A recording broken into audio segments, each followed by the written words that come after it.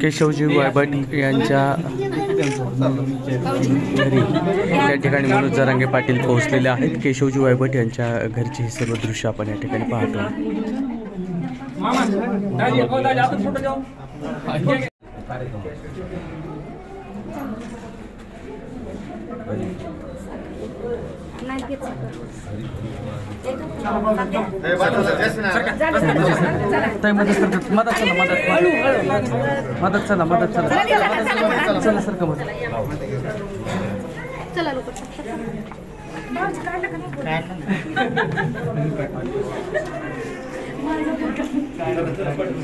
केशवजी वायभट यांच्या घराची वास्तुशांती आहे आणि या वास्तुशांतीच्या निमित्तानं आदरणीय जरांगे पाटील पुण्यात असताना या ठिकाणी केशवजी वायभट त्यांचे सहकारी त्यांच्या घरी या ठिकाणी पोहोचलेले आहेत।